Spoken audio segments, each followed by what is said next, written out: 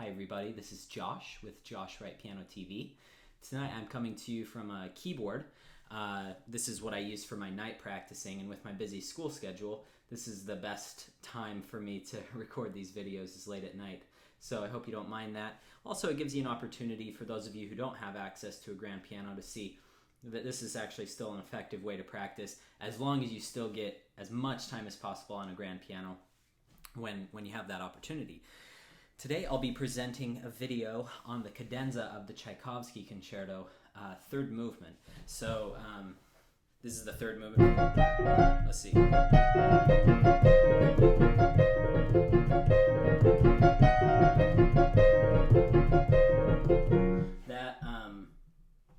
that sound down a little bit. That is the main theme of the movement. And now let's skip ahead to a tough place for, I think, basically anyone learning the piece. This little section takes a while.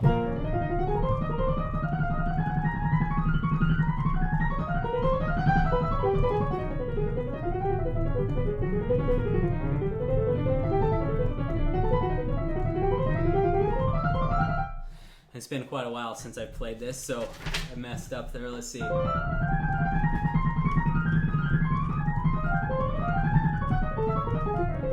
was teaching this to one of my students the other day, and I wanted to share with each of you a couple of the concepts that we went over.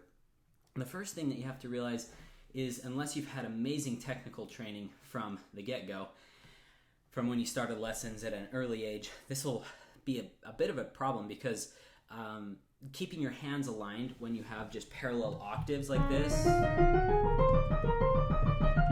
to keep those absolutely together is kind of difficult. And those of you watching this video who play this better than me don't really need my advice on this if you have that amazing technical training. The people who can really benefit from this are the younger students, and then students also just wanting a few tips and tricks about what I've been taught in my lessons that have helped me a lot. The first thing I would advocate doing is to go through the whole thing and make sure you have a smooth enough fingering to be able to play the whole cadenza really slow, under tempo, high fingers. High fingers is just a basic piano technique. They really stress it in the Russian school. And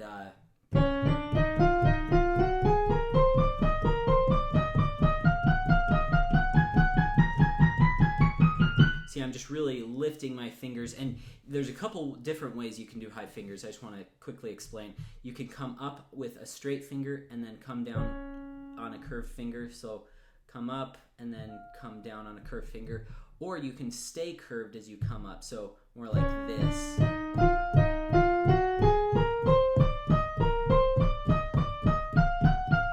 Both ways are good for various reasons. You get a little more height on this, and then coming down, that will really stress like a high finger. This one promotes you to keep your fingers really curved. The next thing I would say after you go through and you have a smooth fingering, you can do a high fingers all the way through, is start with basic rhythms. And now I've explained these in my other videos, but let me just quickly recap this. I would start with two rhythms. Basically, you take little groups of two notes. So and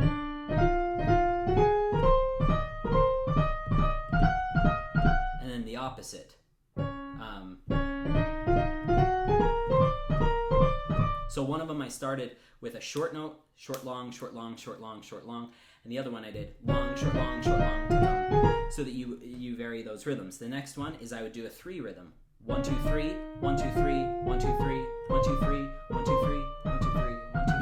Now let me tell you the importance of how you need to practice these rhythms, because if you get this wrong, all this rhythm work, it will help you obviously to an extent, because you're still practicing, you're still getting a little better, but you have to do it in the tempo that you desire or a little faster. So let's see.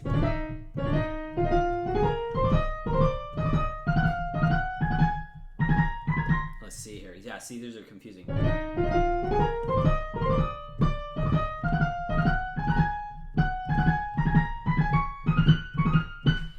These three rhythms for a while. Okay, so then that was starting from the first note. Now go from the second note.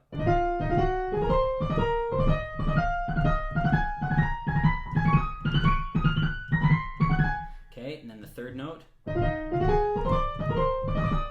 And I would just keep doing that and so forth. Then 4 notes, 1 to the 4, 1 to the 4.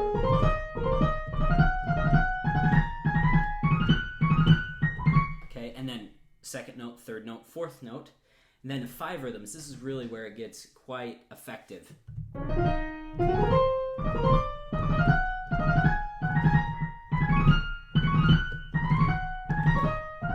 It's kind of ironic. I did that better than the 2 and the 3 rhythms because I really worked hard. I learned this about 6 months ago or so, and I worked really hard to get this after a pretty enlightening lesson from a wonderful teacher, but he's also very demanding with what he asks, which is great. That's what you want from a teacher.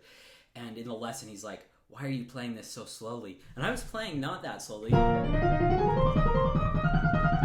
You know, it's not that slow, but he said, you got to play it as if it's the wind, kind of like you're soaring above a city and the wind just kind of is guiding you. It's like you're a bird and it's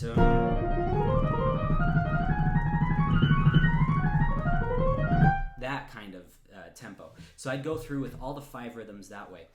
The next thing I do is I would take little tiny pieces, and I like these rhythms are promoting, but I would take a little bigger pieces than just like 5 notes at a time.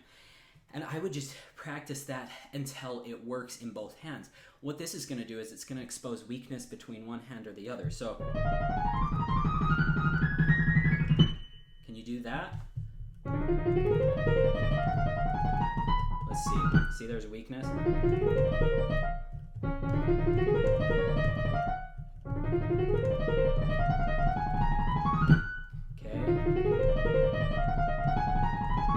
Okay, and then put it together.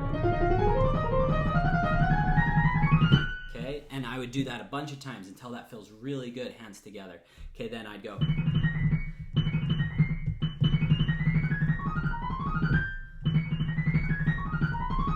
Okay, then this. Oh, that sucks right there. Okay. Check my fingering. It's been a while, so okay, and I'm just and then I'll just do that little part. Sometimes you want to experiment with hands together. You don't want to just do hands alone until perfect always. You want to experiment a little bit and say, okay, is that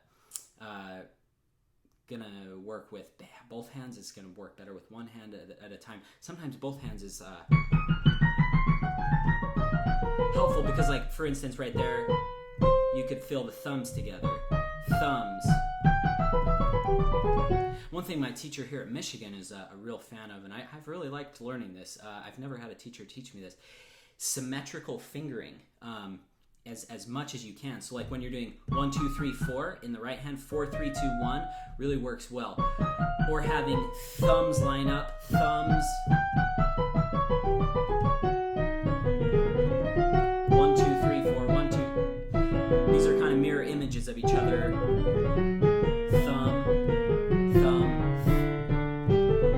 Thumb, thumb and 5th finger.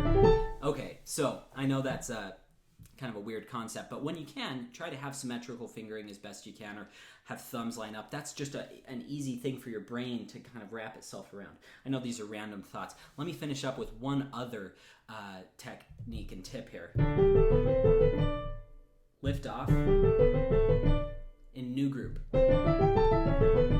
New group. New group. So this is kind of like piecing the section together by hitting like little reset buttons along the way. This is a really cool concept when you're having a hard time and like your hands are flubbing up, kind of like that. Just let go and let go, off. Okay, and then what you do is put a little gap in and then no gap. Let's see, that is really bad. There. Okay, then. But in my mind, I'm still thinking, gap, gap. There's actually no gap there, but I can feel my hand resetting each time. That's just a little kind of new thing I'd never thought of until I studied with this guy here, and it's quite brilliant. I would recommend all these things to help you get this Tchaikovsky cadenza good, or any other piece that has parallel octaves, or really any other piece that deals just with continuous movement. You can use all these rhythms, you can use the high fingers, you can use the resetting button type analogy, and that should help you. I hope this video has been helpful. If any of you have questions, you can send me an email. My email is josh@joshwrightpiano.com.